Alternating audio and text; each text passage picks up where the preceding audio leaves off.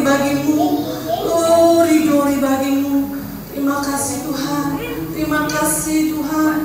Kalau kami masih ada sebagaimana kami ada pada hari ini Tuhan, kami menyadari bukan karena kuat dan gagah kami Tuhan, tapi semua karena kasih-Mu, karena kemurahan-Mu, karena pertolongan-Mu dalam hidup kami, bahkan pemeliharaan-Mu yang sempurna dalam hidup kami Tuhan.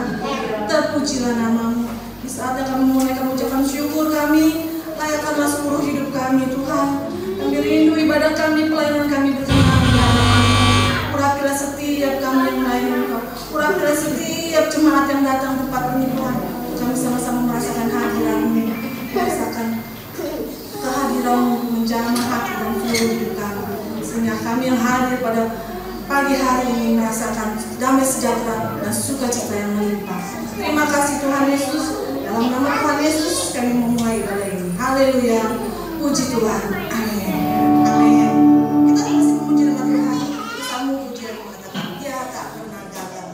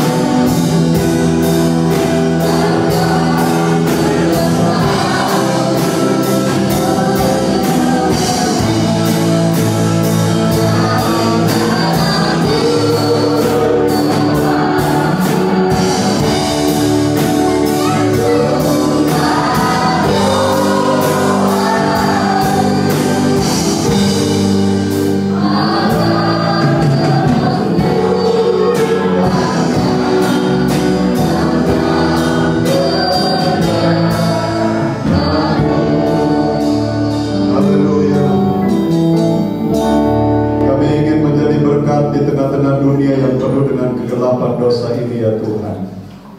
Perlengkapi kami dengan kebenaran-Mu dan Roh Kudus-Mu, supaya kami mampu menjalankan apa yang menjadi kehendak-Mu dalam setiap hidup kami. Engkau ingin agar supaya semua manusia yang ada di dunia ini diselamatkan oleh Tuhan. Dan Engkau akan pakai kami untuk menjadi berkat, menyaksikan kekuatan Tuhan, kebesaran Tuhan, perkara-perkara heran yang Tuhan kerjakan di dalam setiap kehidupan kami, dan orang lain boleh percaya kepada Engkau. Terima kasih Tuhan, terimalah pujian yang sudah kami naikkan di hadapan hadirat Tuhan. Dan sebentar kami akan mendengarkan kebenaran firman Tuhan. Berbicara lagi bagi kami semua, urapi hamba-Mu, urapi kami semua. Nyatakan isi hati-Mu bagi kami semua melalui hamba-Mu. Dan kebenaran firman Allah tersampaikan dengan baik, dan itu akan kami simpan di dalam hati kami.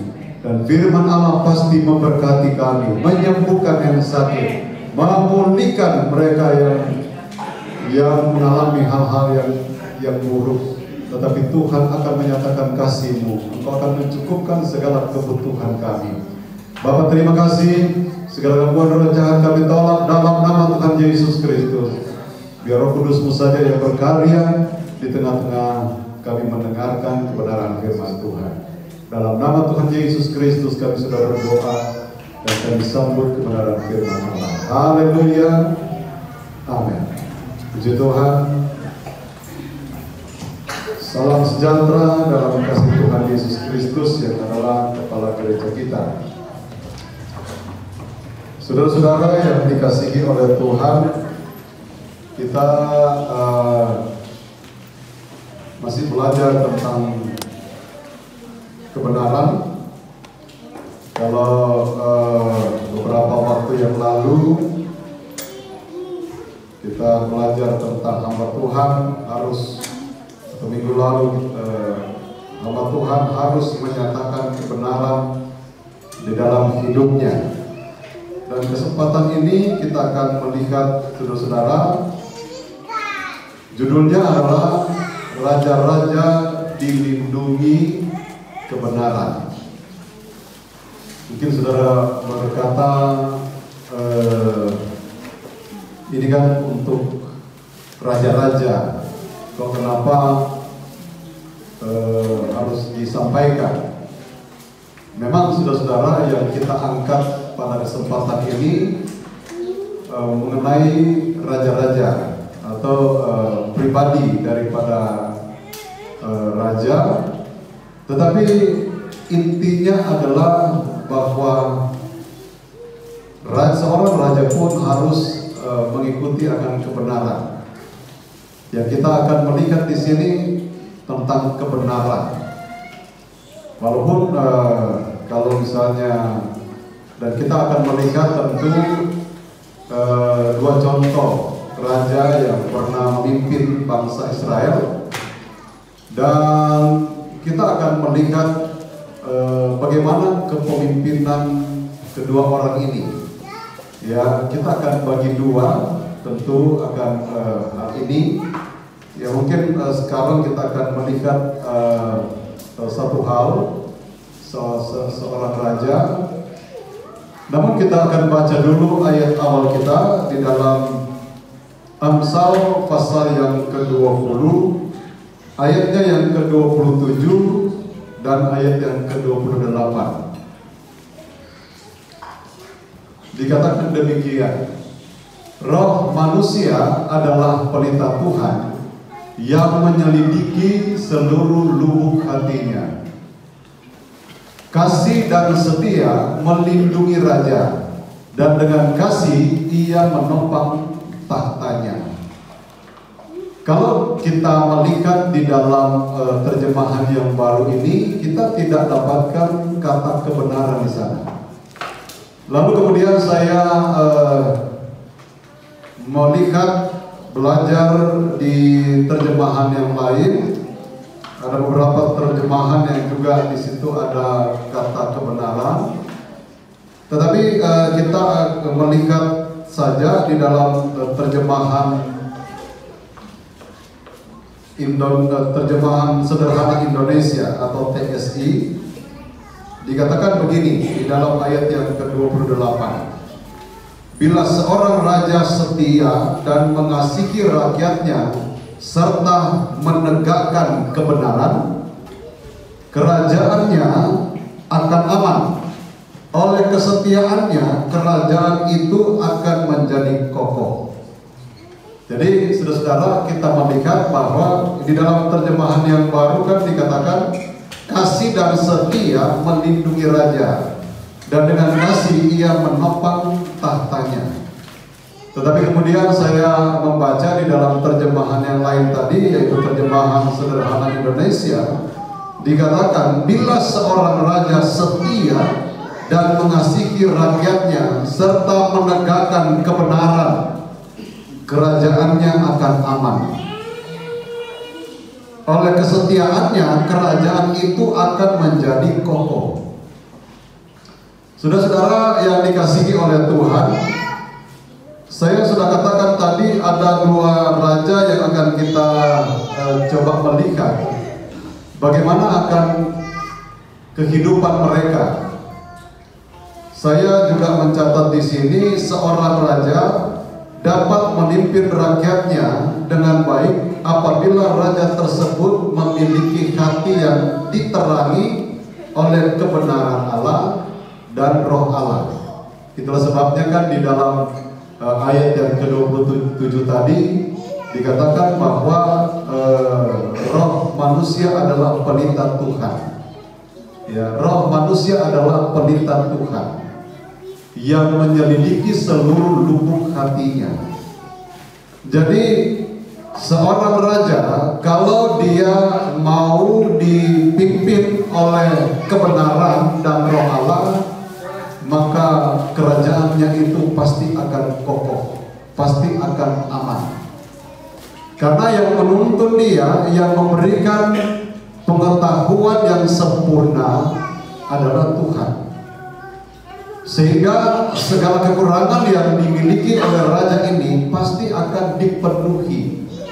Kita tahu bahwa kita punya Allah yang adalah segala-galanya. Allah yang maha tahu, Allah yang maha kuasa, semua maha-maha itu dimiliki oleh Allah kita. Sehingga kalau misalnya orang yang percaya kepada Tuhan itu mempunyai kekurangan, itu akan digenapi oleh kebenaran firman Allah, oleh Tuhan sendiri.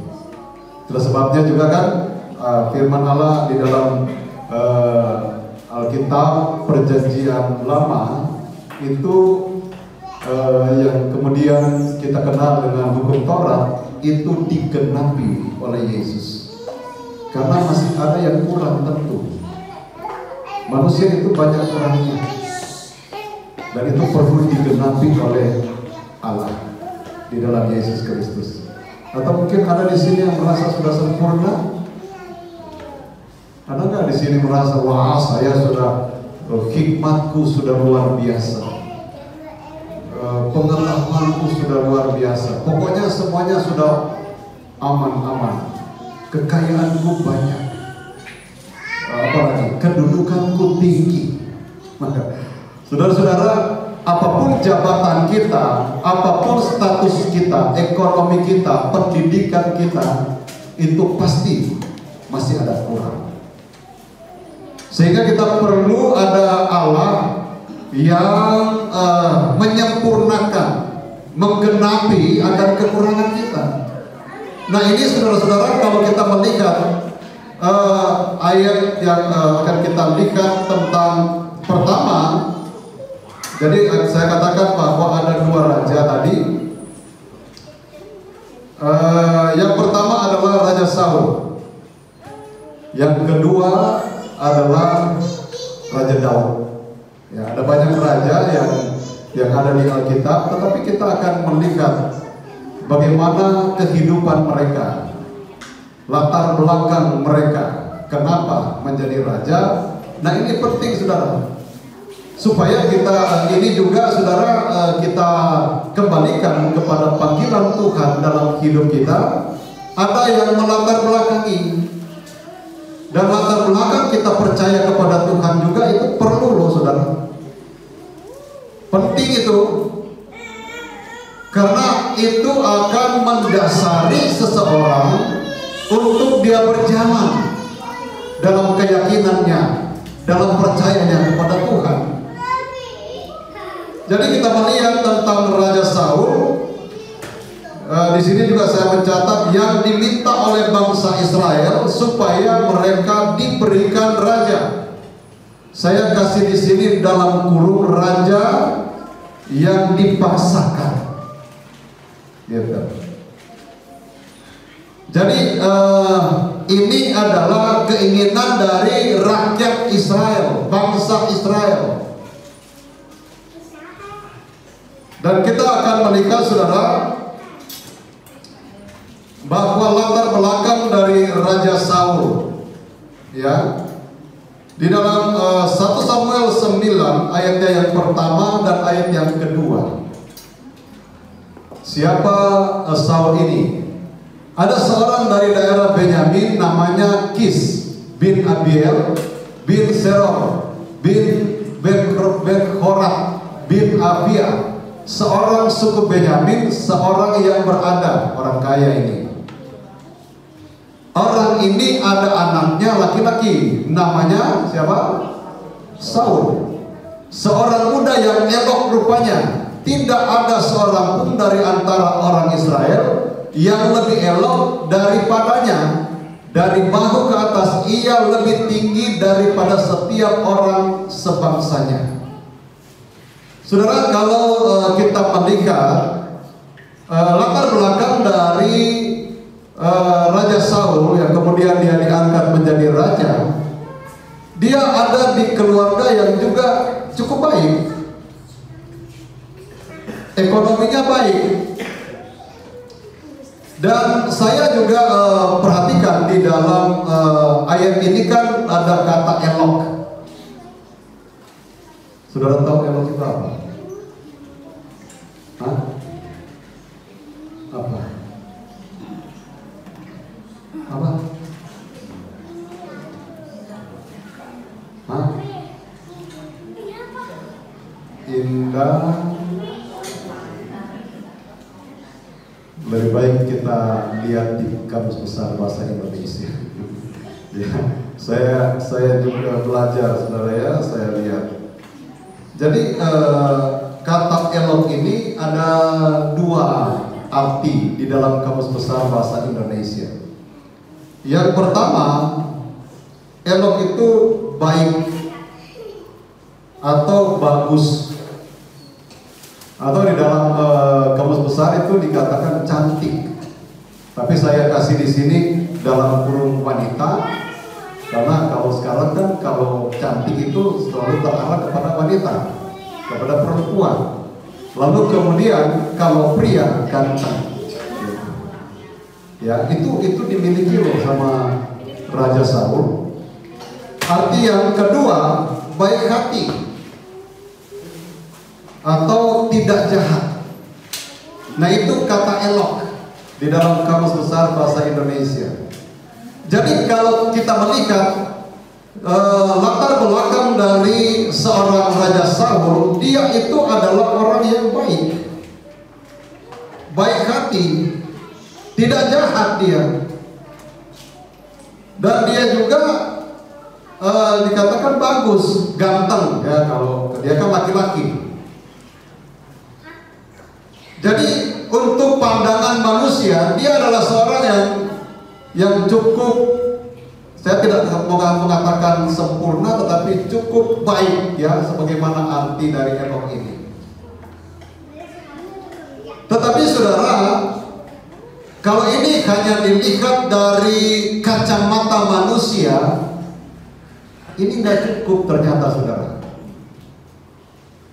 Nanti berikut kita akan belajar tentang Saul. Nah, itu juga ada kata elok dan ada yang di depannya dari kata elok, yang saya juga belajar di Kamus Besar Bahasa Indonesia. Tapi saya belum bisa katakan sekarang, karena kalau saya katakan sekarang saudara nggak datang lagi minggu depan.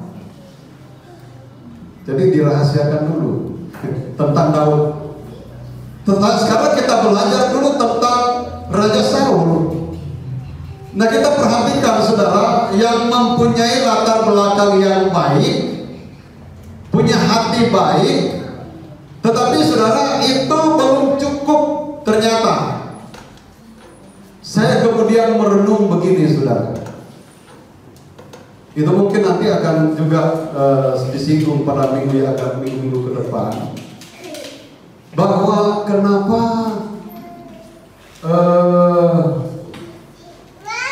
maaf ya, paranormal, orang pintar banyak yang nyari.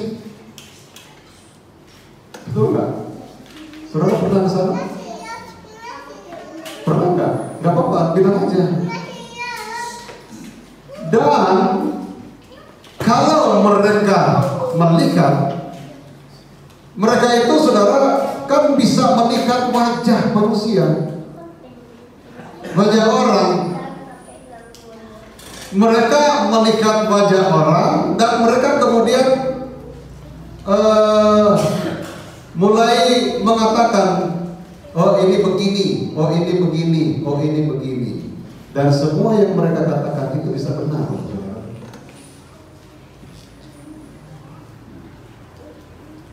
Saudara, kita harus ingat kejatuhan malaikat yang namanya Lucifer karena dia ingin menyamai Allah. Hati-hati saudara ya. Dia ingin menyamai Allah, mau maha tahu, semuanya dia mau tahu, supaya dia hidup kekal. Tetapi itu tidak diizinkan oleh Allah, sehingga dia dilemparkan ke bumi. Nah ini saudara yang kita perhatikan. Makanya seringkali saudara gereja sepi karena lebih mengikuti pengetahuan manusia daripada pengetahuan Allah. Banyak orang lebih dengar-dengaran kepada ilmu pengetahuan yang diciptakan oleh manusia daripada firman. Betul atau betul saudara? Kalau ada ya, nggak tahu mungkin saudara pengalaman atau tidak. Tetapi yang saya dengar, yang saya lihat, kalau orang pergi ke paranormal, dia dikasih tahu, kamu harus begini, kamu harus begini, kamu harus begini, nanti kamu sukses. Cepat loh mereka lakukan, betul nggak? Betul atau betul? Saudara yang pengalaman. Tetapi coba bayangkan saudara, firman Allah sudah berulang-ulang diberitahukan. Nanti kalau kamu lakukan firman, nanti kamu menjalankan firman, taat setia kepada firman, engkau akan diberkati dengan begitu luar biasa. Gak banyak tuh yang suka melakukan itu. Benar gak saudara? Betul apa betul? Tapi di sini sih puji Tuhan gak ada yang alot gitu dari hal firman Tuhan ya.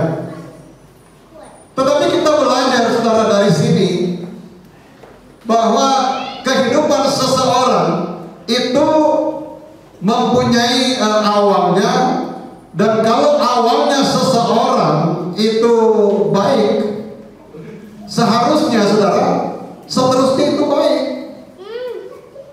Tetapi kita melihat di sini sekali lagi cara pandang manusia dengan cara pandang Allah itu berbeda. Sehingga itu tidak saja didasari dengan elok tadi, baik hati tadi. Dilihat oleh sekian banyak orang, termasuk bangsa Israel, dia inilah orang yang paling baik, Raja Saul ini. Tetapi kemudian setelah dia dipaksakan untuk menjadi raja, nah kita melihat saudara bagaimana seorang raja yang tidak dipilih Allah ya. Saya juga beri catatan di sini karena yang memaksakan dia menjadi raja itu adalah rakyat Israel, bangsa Israel. meminta kepada Samuel untuk diberikan raja. Samuel sudah tua, Samuel menunjuk anak-anaknya untuk menjadi imam, tetapi rakyat itu menolak karena kehidupan daripada anak-anak Samuel tidak sama dengan Samuel. Ya. Nah, kita melihat saudara di dalam 1 Samuel pasalnya yang ke-13 ayat yang ke-5 sampai ayat yang ke-14. Ini ayat yang cukup panjang, tetapi nanti kita akan mengambil saja beberapa ayat di sana. Jadi saya mencatat di sini yang pertama, raja tersebut seorang raja yang tidak dipilih Allah, maka raja tersebut pasti tidak akan taat kepada firman Allah. Jadi kalau raja itu tidak dipilih oleh Allah, maka dia pasti tidak akan taat kepada firman Allah. Ya, saya langsung membaca saja dari ayatnya yang ke-9. Di dalam 1 Samuel 13 ayat yang ke-9. Sebab itu Saul berkata, bawalah kepadaku korban bakaran dan korban keselamatan itu. Lalu ia mempersembahkan korban bakaran. Saudara, ceritanya begini. Pada waktu orang Filistin ini menjadi musuh bebuyutan orang Israel. Jadi orang Filistin ini sering mengalahkan Israel, dan sebaliknya juga Israel juga mengalahkan orang Filistin. Nah, pada suatu saat kemudian orang Filistin mau menyerang bangsa Israel. Lalu Allah sudah berbicara kepada Samuel, katakan kepada Raja Saul bahwa sebelum berperang mereka harus mempersembahkan korban di hadapan Tuhan. Dan yang akan mempersembahkan korban itu adalah Samuel sebagai seorang nabi. Tetapi kita melihat di dalam ayat yang ke-9 ini, saudara, bahwa inilah kemudian Raja Saul tidak mentaati akan perintah Tuhan. Karena dia merasa bahwa dia adalah seorang raja, lalu kemudian dia mengambil keputusan yang sebenarnya itu bukan bagian dia. Dia lalu kemudian melakukan akan hal itu. Makanya saudara, kita juga kan sebagai gereja, kita kan punya aturan juga. Ya, di dalam gereja juga kan kita punya aturan.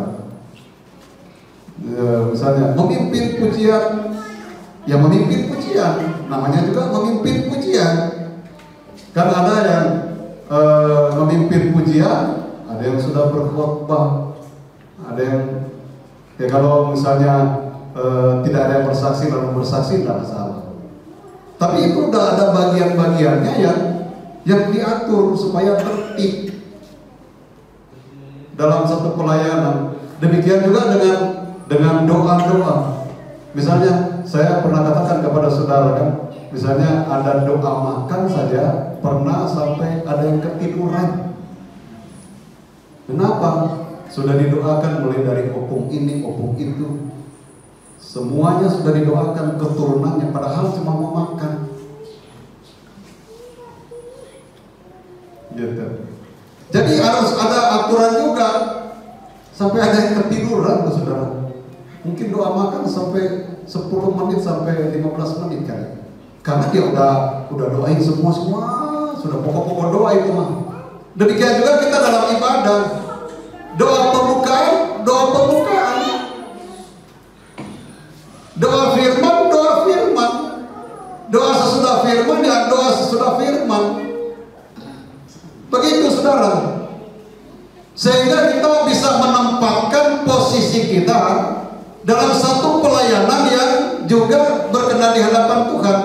Nah itu kalau kita belajar saudara, di dalam perjanjian lama, khususnya di dalam imamat itu ada aturan-aturannya.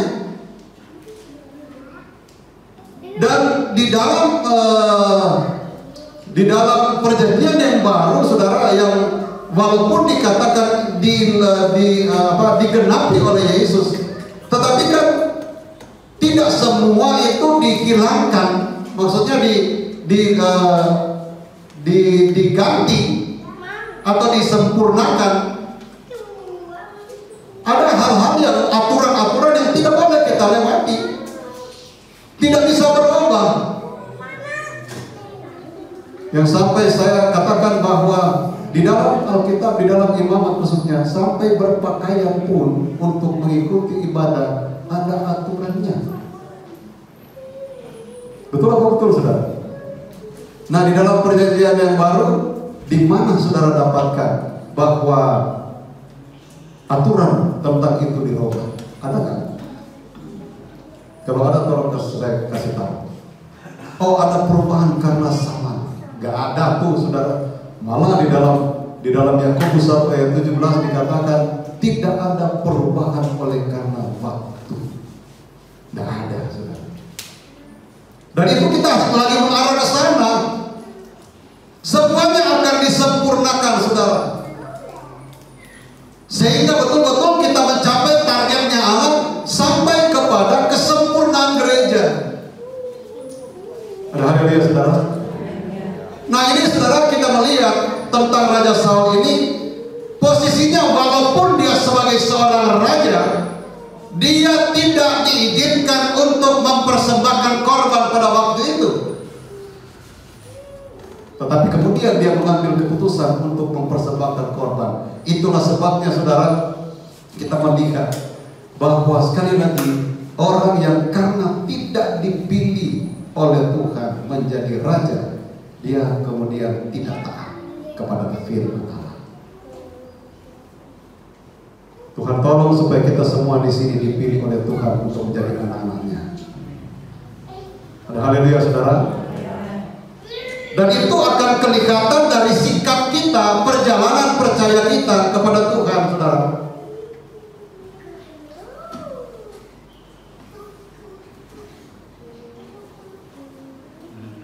Ayat yang ke-11, orang yang melanggar firman akan menganggap orang lain salah. Nah, saudara ya, kita lihat dalam ayat ini. Tetapi kata Samuel, apa yang telah kau perbuat?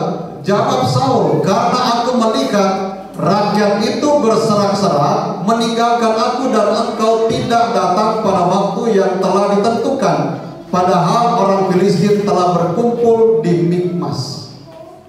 Di sini kan, saudara, orang Filistin itu belum menyerang, belum berperang, belum maju, masih tinggal di Mikmas, kata firman Allah. Tetapi dia sudah mengambil keputusan. Nah, orang, saudara, kalau udah salah, dia pasti akan bela diri. Itu kebiasaan dari sifat manusia. Dia tetap akan bertahan dengan apa yang dianggap benar, padahal salah di hadapan Tuhan. Menurut dia, menurut manusia benar. Nanti ntar lagi kok diserang bagaimana? Kita perlu mempersembahkan korban. Pikiran itu kan bagus, benar nggak, saudara? Tetapi apakah Tuhan pernah terlambat sehingga harus melanggar?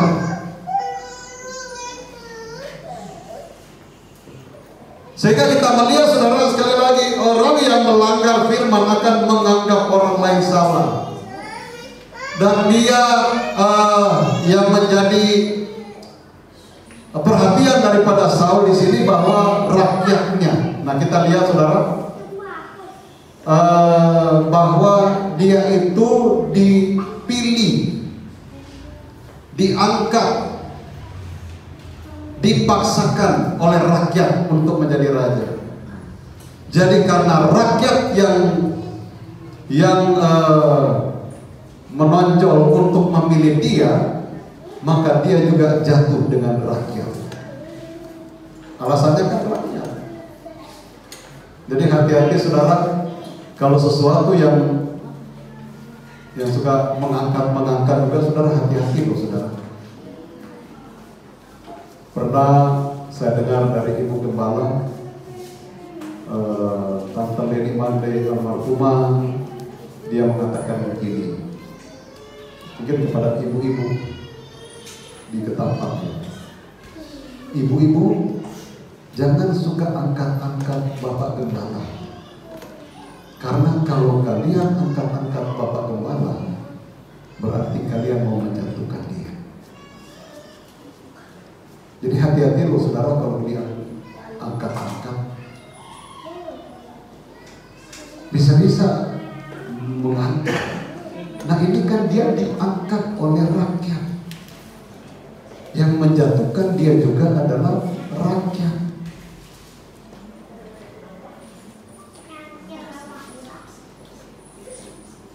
Bukan dipilih oleh Tuhan, bukan diangkat oleh Tuhan. Makanya saya katakan tadi, dasar dari Raja Saul dia menjadi raja itu perlu, penting. Yang hanya dilihat oleh manusia sehingga dia diangkat. Kan penilaian tadi, dia ganteng, elok tadi.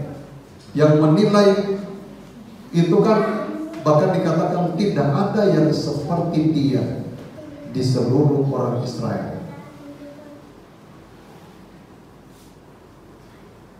Eloknya itu nggak ada. Nggak, kalau orang Ambon bilang seng ada lawang gitu. Nah, kita perhatikan, saudara, ini perlu untuk menjadi pembelajaran buat kehidupan kita, supaya kita memperhatikan bahwa kehidupan seorang yang diangkat oleh manusia itu apa yang terjadi dengan kehidupannya. Saya ingin sekali lagi membacakan ayat ini. Tetapi kata Samuel, apa yang telah kau perbuat? Jawab Saul, karena aku melihat rakyat itu berserak-serak meninggalkan aku, dan engkau tidak datang pada waktu yang telah ditentukan. Padahal orang Filistin telah berkumpul di Mikmas. Diberikan waktu itu 7 hari. Hari yang ke-7 itu kan 24 jam. Tapi dia sudah putuskan, waktu yang ditentukan engkau nggak datang. Coba bayangkan loh, saudara. Dia bisa mempersalahkan Nabi Samuel. Padahal kan itu belum habis loh 24 jam. Mereka belum diserang sama orang Filistin. Tapi dia bilang, waktu yang ditentukan engkau nggak datang. Dia bisa hakimi loh seorang Nabi. Padahal sudah dikatakan 7 hari. Jadi hari yang ke-7 kan sekali lagi 24 jam. Belum habis 24 jam dia katakan waktunya sudah habis. Loh. Bahaya loh, saudara ya. Lalu ayatnya yang ke-14, akibat karena tidak taat mengikuti perintah Tuhan. Ayat yang ke-14, tetapi sekarang kerajaanmu tidak akan tetap.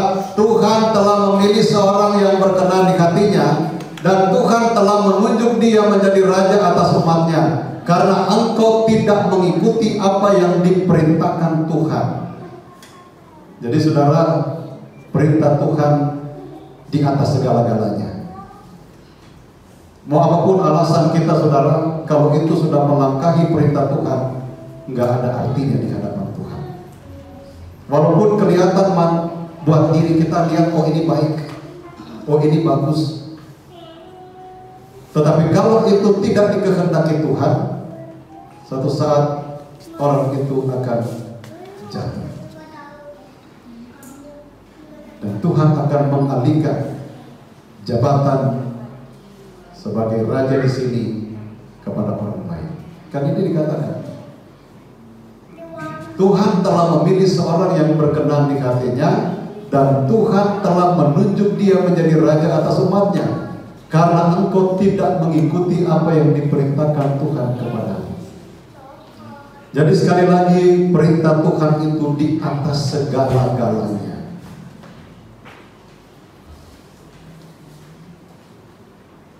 Ada perintah manusia yang seringkali saudara kita lebih utamakan daripada perintah Tuhan. Tapi puji Tuhan sih di sini tidak ada ya. Amin. Ada haleluya saudara. Kayaknya pada tegak-tegak semua. Saudara lagi merenung, sama saya juga nggak tahu sih saudara, karena saya cuma melihat muka saudara.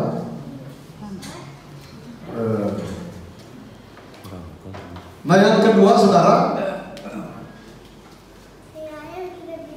karena tidak taat pasti tidak akan melaksanakan atau melakukan firman Allah. Orang yang tidak taat pasti tidak akan melakukan firman Allah. Udah nggak taat, bagaimana dia mau melakukan firman? Kesempatan yang kedua diberikan oleh Allah sebenarnya kepada Saul.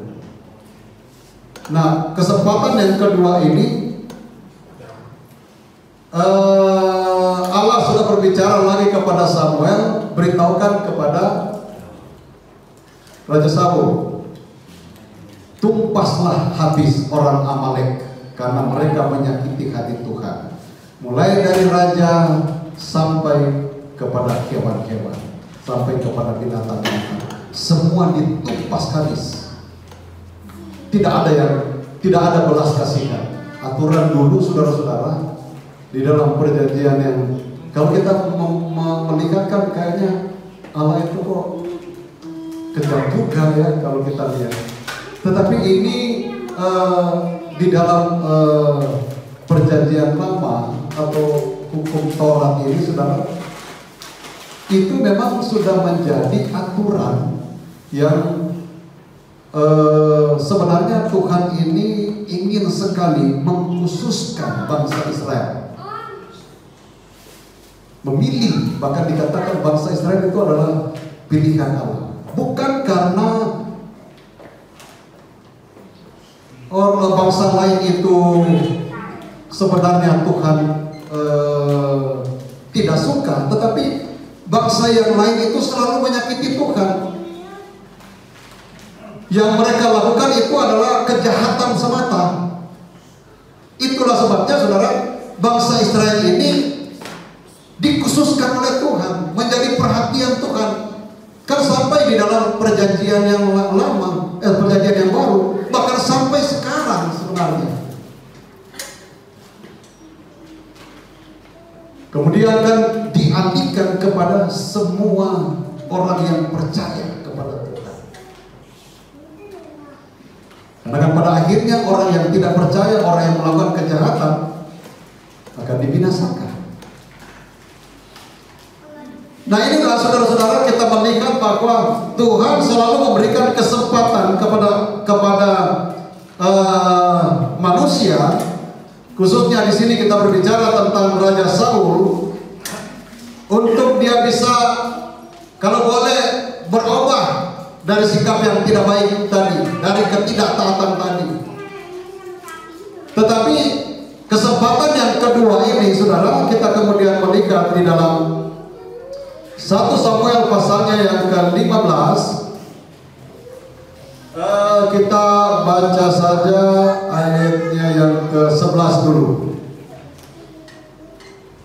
Ayat yang ke-11 itu di sana mengungkapkan bahwa tidak melaksanakan firman Tuhan.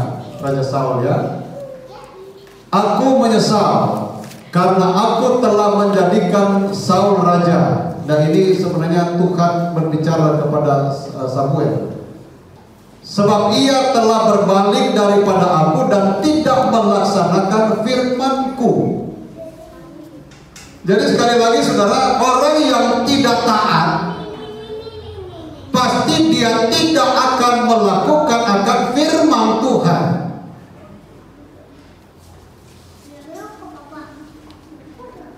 Amin. Karena saya sekali lagi mau katakan, segala sesuatu itu pasti ada awalnya. Dan kalau seandainya kita tidak belajar untuk menjalankan kebenaran firman Allah, mungkin mulai dari kecil, sesuai dengan keinginanmu, lakukan saja. Dan itu akan numpuk. Sekali lagi, itu akan membuat kehidupan kita nanti pada satu saat berat untuk melakukan, karena ada numpuk.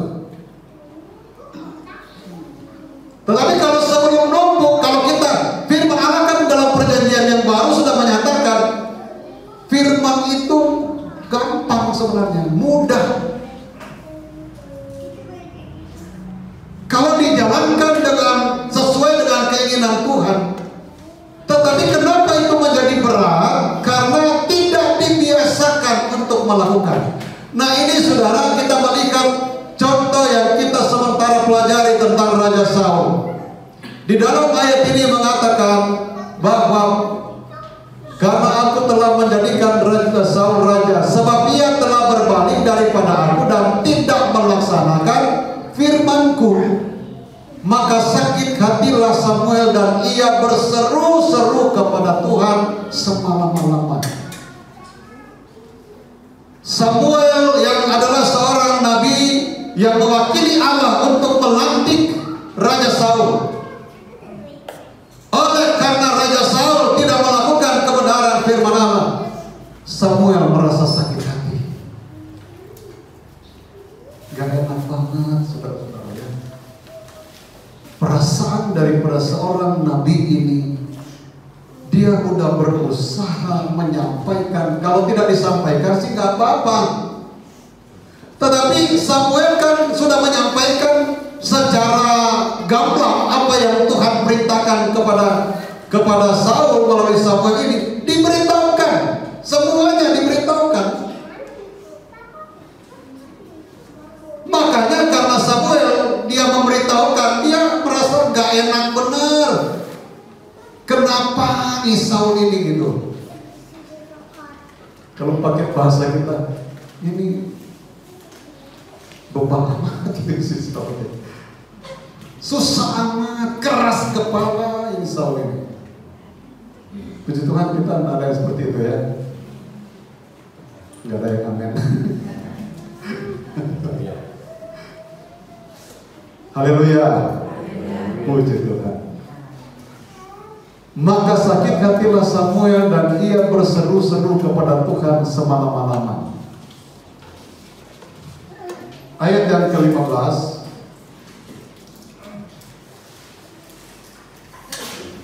Ini sebenarnya saudara, tujuannya kelihatan baik. Tetapi sekali lagi perintah Tuhan itu di atas segala-galanya. Jawab Saul, semuanya itu dibawa daripada orang Amalek, sebab rakyat menyelamatkan kambing domba dan lembu-lembu yang terbaik. Ini kita lihat rakyat lagi loh saudara ya. Itu akibatnya karena tadi diangkat, dipaksakan oleh rakyat. Jadi selalu yang menjadi alasan rakyat. Jadi seolah-olah Raja Saul ini saudara, dia lebih takut kepada rakyat daripada kepada Allah. Jadi yang dia mendengar itu rakyat, bukan Allah, bukan perintah Allah. Makanya waktu mungkin rakyat mengambil kambing domba yang tambun-tambun, ya Saul tidak bisa protes. Padahal kalau kita melihat saudara, apa yang dikatakan oleh Raja Saul kan itu baik adanya. Tujuannya seolah-olah luar biasa untuk Tuhan loh saudara. Ya. Nah kita membaca terus, kambing domba dan lembu-lembu yang terbaik dengan maksud untuk mempersembahkan korban kepada Tuhan Allahmu. Tujuannya kan baik saudara. Kita semua ada di sini, kita beribadah kepada Tuhan, tujuannya baik. Amin. Mau memberikan pujian, mau beribadah kepada Tuhan. Tetapi saudara, tetaplah kita harus melakukan, menjalankan ibadah kita sesuai dengan kebenaran firman Allah. Kalau Tuhan minta kita mempersembahkan korban, pujian, penyembahan kita dengan sungguh-sungguh, lakukan itu dengan sungguh-sungguh sesuai dengan kebenaran firman Allah. Karena ada korban yang kelihatan kepada Tuhan, tetapi itu tidak diperintahkan oleh Tuhan. Ada loh saudara.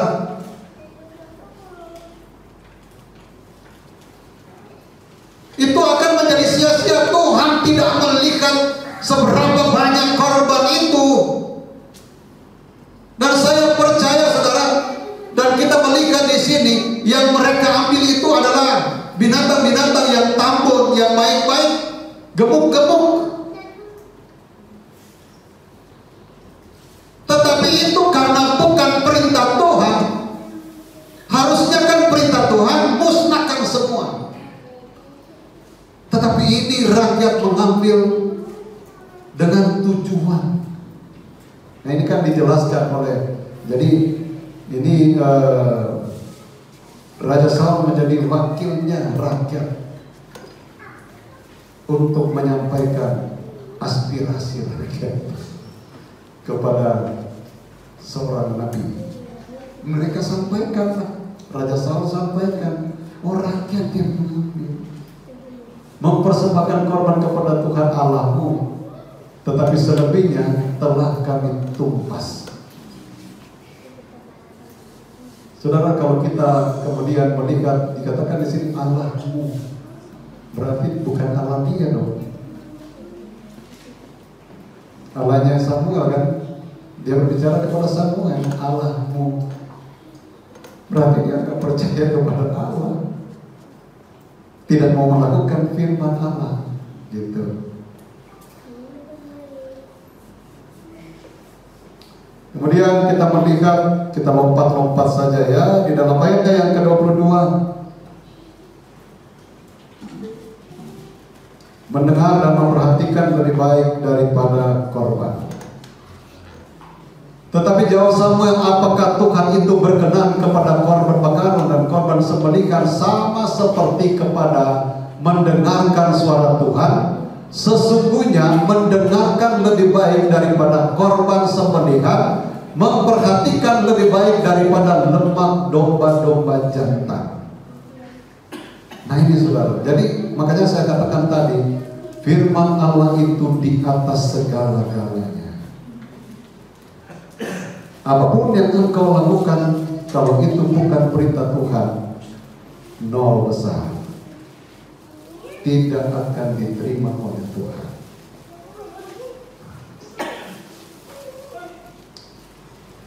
Ayat yang ke-24,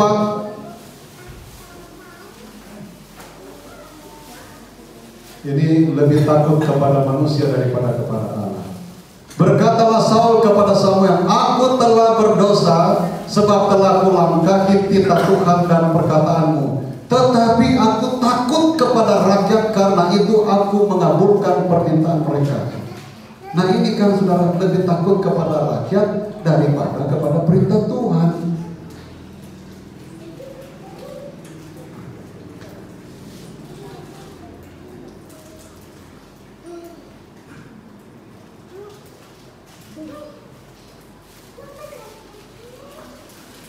Ada banyak hal yang kita bisa pelajari di sini, saudara. Tetapi kita memperhatikan saja, karena ada banyak ayat-ayat di sini bahwa Raja Saul ini bahkan dia pada waktu Samuel dia tidak mau ikut. Dia diajak oleh Raja Saul, dia tidak mau ikut Raja Samuel karena sudah melanggar firman Allah. Pada waktu Samuel mau pergi, dia tarik itu Samuel.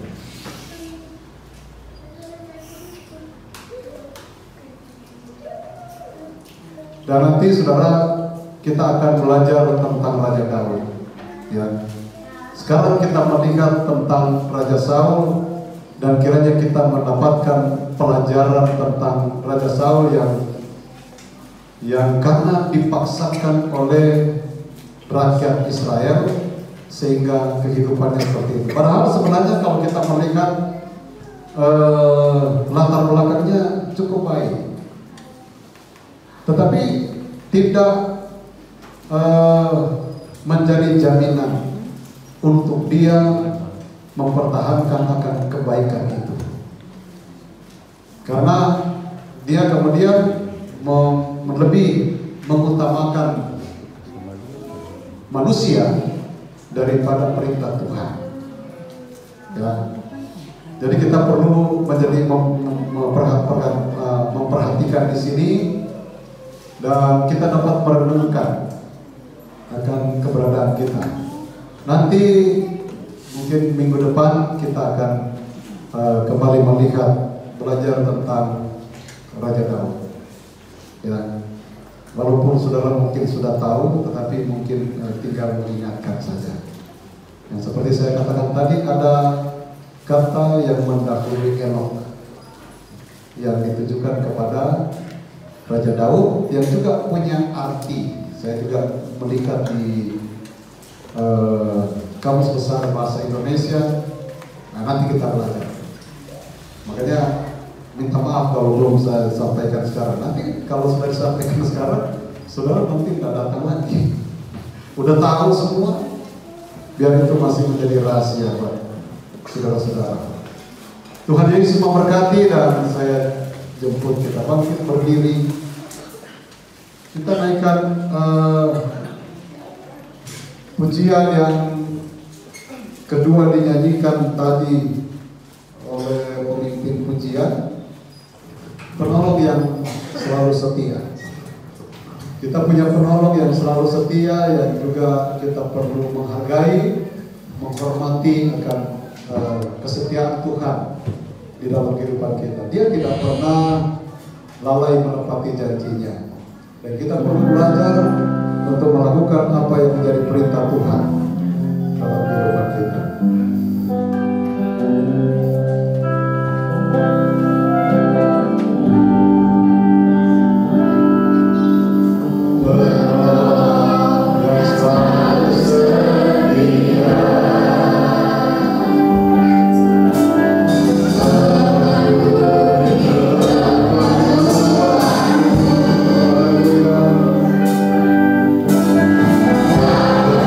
Terima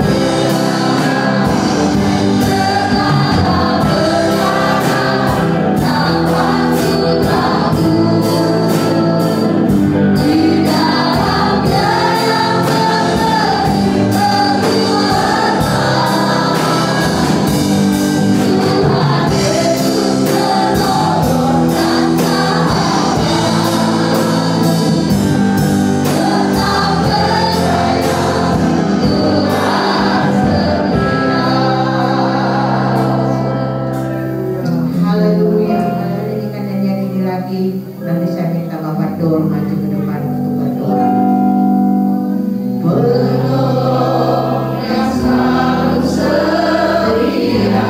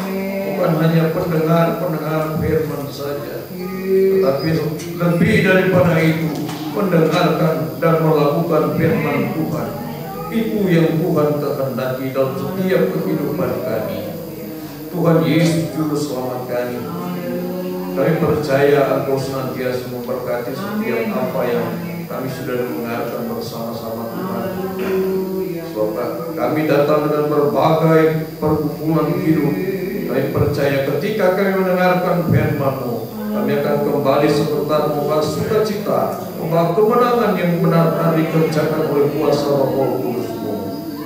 Terpujilah nama-Mu ya Tuhan kekal selama-lamanya. Bagi hamba-Mu yang sudah melayani kami, biar pertama-tama iman percaya dengan Allah, hikmat arifat daripada Allah sendiri, biar banyak-banyak jiwa lagi yang datang kepada Tuhan. Nama Tuhan dipuji dan dibesarkan. Terima kasih Tuhan Yesus, inilah menjadi doa kami. Sebentar pula umat-umat-Mu akan berikan korban semangat untuk kerja-Mu, kecil dan besar akan Kau balas limpah berkat. Kami tahu dan percaya Engkau adalah sumber segala sesuatu, Engkau adalah sumber segala berkat. Kami senantiasa merindukan hal ini dapat terjadi kepada umat-umat Tuhan. Terima kasih Yesus, mengampuni salah dan dosa kami. Amat banyak di hadapan Tuhan, sucikan kami dengan kuasa darah-Mu. Kami sudah berdoa, kami sudah terima firman-Mu di dalam nama Yesus, Tuhan dan Juru Selamat kami yang hidup. Haleluya, haleluya, amin. Silakan duduk. Mari kita bangkit berdiri, saudara-saudara. Kita akan mengakhiri ibadah ini. Tuhan memberkati kita semua. Mari kita nyanyikan doa Yabes. Saya kembalikan kepada Bapak Gembala. Terima